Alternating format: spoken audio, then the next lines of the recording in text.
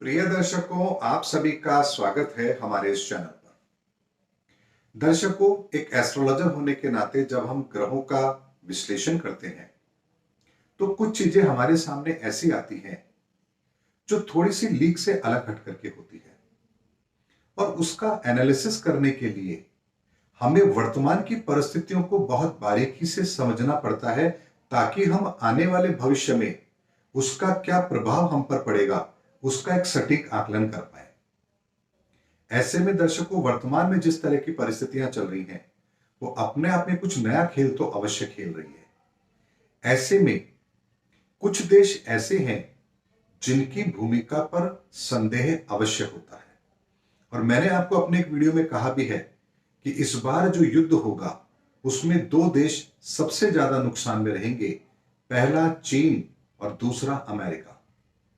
अब चाइना की बात यदि हम करें तो उसके हालात हम देख रहे हैं, लेकिन अमेरिका ऐसा क्यों कर रहा है इसको समझना बेहद जरूरी है। दर्शकों, अफगानिस्तान से अमेरिका अपनी सेना बुलाता है जबकि उसे पता है कि इस कदम के बाद में उसकी आलोचना जरूर होगी और उसकी जो इमेज है उस पर डेंट जरूर आएगा, लेकिन उसके बावजूद भी वो अफगानिस्तान से अपनी सेना बुलाता है और वहां पर तालिबान का कब्जा होता है। अब इस घटनाक्रम को यदि हम समझें तो ऐसे समझते हैं कि कोविड के कारण से अमेरिका की आर्थिक स्थिति इस समय पर काफी कमजोर हुई है। ऐसे में उसने वर्तमान के अंदर अपनी स्थिति को संभालने के लिए डॉलर छाप करके अपनी पब्लिक में बांट दिए। इस स्थिति को तो वो कंट्रोल में कर गया, लेकिन इसके कारण से वहां पर महंगाई अपनी चरम सीमा पर पहुंच चुकी है। ये बात भी उनको समझ आ चुकी है। ऐसे में अगर उन्हें अपनी इकोनॉमी को ठीक करना है तो उन्हें अपने खर्चे रोकने पड़ेंगे तथा अपनी आमदनी बढ़ानी पड़ेगी। और इसका सीधा सीधा मतलब यह है कि अमेरिका के बाहर जो उनका खर्च हो रहा है उसे उन्हें रोकना है। और चूंकि अमेरिका हथियारों का सबसे बड़ा एक्सपोर्टर है, इसलिए उसे अपने हथियारों की बिक्री बढ़ानी पड़ेगी। ऐसे में यदि विश्व के अंदर शांति होगी तो उसके हथियार नहीं बिकेंगे। ऐसे में जो छोटे छोटे देश हैं उनको वो अपने हथियार बेचे और बड़े देशों को मजबूर करे अपने हथियारों को अपग्रेड करने के लिए। ऐसी योजना पर यदि अमेरिका काम कर रहा है तो यह गलत नहीं होगा। ऐसे में वो अफगानिस्तान से अपनी सेना को बुलाता है, अपने खर्चे में कटौती करता है, लेकिन साथ ही वो यूक्रेन को भी मदद का भरोसा देता है और वहां से अपने कदम पीछे खींचता है। अब यहां पर दो चीज बड़े ध्यान से हमें समझनी चाहिए।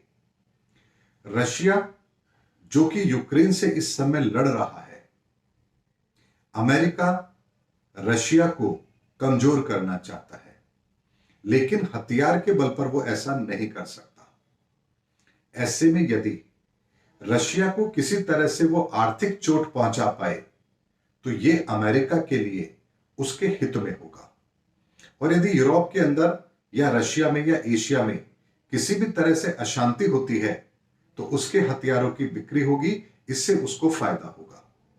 तथा साथ ही क्रूड ऑयल के प्राइसेस बढ़ेंगे, इससे भी उसको फायदा होगा क्योंकि वो भी बहुत बड़ा क्रूड ऑयल का उत्पादक है। ऐसे में यूक्रेन को आगे करता है, रशिया को उकसाता है और बाद में अपने कदम पीछे खींच लेता है जब उसको ये पता होता है कि अब रशिया यूक्रेन पर हमला करेगा तो वो अपने कदम भी पीछे खींचता है।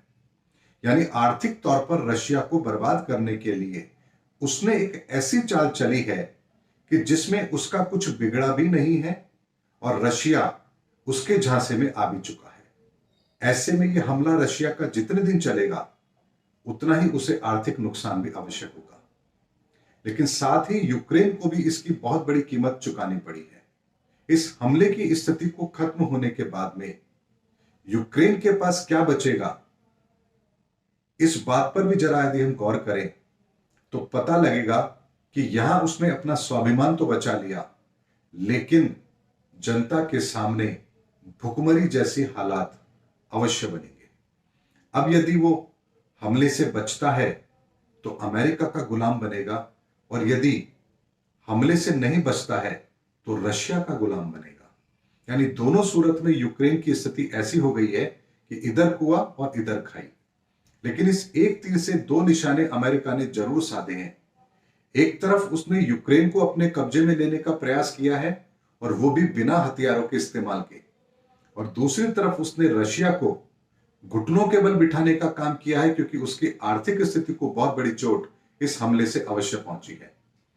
ऐसे में अमेरिका इस विश्व के अंदर एक बहुत बड़ी घटिया चाल चल रहा है, और यदि मैं इसे कहूं कि शातिर चाल चल रहा है तो गलत नहीं होगा।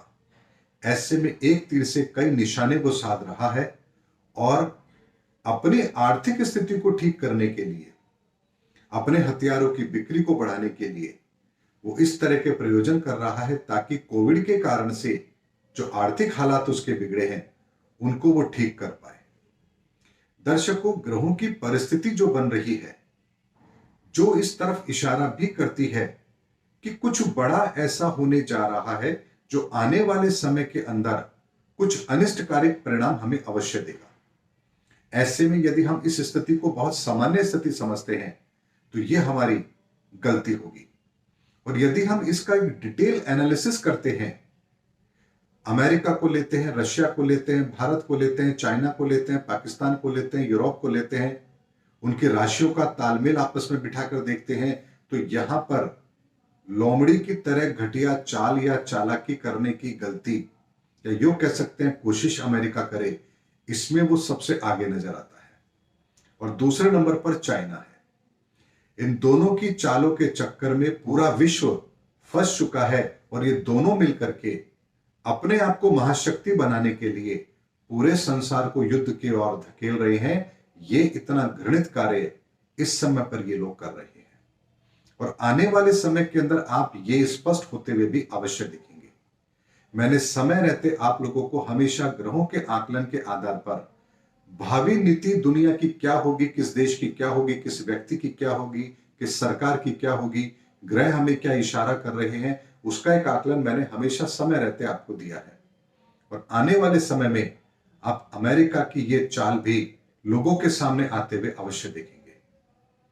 ऐसे में अगर अगले 1-2 महीने 3 महीने के अंदर आपको न्यूज चैनलों पर या कहीं पर इस तरह की खबरें देखने को मिले कि अमेरिका एक शातिर चाल चल रहा है पूरी दुनिया को आर्थिक गुलाम बनाने के लिए और अपने हथियारों की बिक्री करने के लिए, तो आपको आश्चर्य नहीं होना चाहिए, क्योंकि ग्रहों का पहला इशारा तो इसी ओर जाता है। उम्मीद करता हूं दर्शकों, इस वीडियो के अंदर मैंने आपको आने वाले समय के अंदर अमेरिका के कदम की क्या रूपरेखा बन रही है उसके बारे में एक सटीक आकलन दिया है, जिसे आप आने वाले समय में सत्य होता हुआ भी अवश्य देखेंगे, या यूं कह सकते हैं कि उजागर होता हुआ अवश्य देखेंगे। उम्मीद करता हूं दर्शकों, मेरे चैनल पर आपको हमेशा से मैं कुछ बेहतर और ज्योतिष से परिपूर्ण जानकारी देने का मैं हमेशा प्रयास करता रहा हूं, और आगे भी करता रहूंगा। उम्मीद करता हूं दर्शकों, मेरा वीडियो आपको जरूर अच्छा लगा होगा। अगले वीडियो में आपसे फिर भेंट होगी, तब तक हमारे चैनल पर बने रहिए। जय हिंद, जय भारत।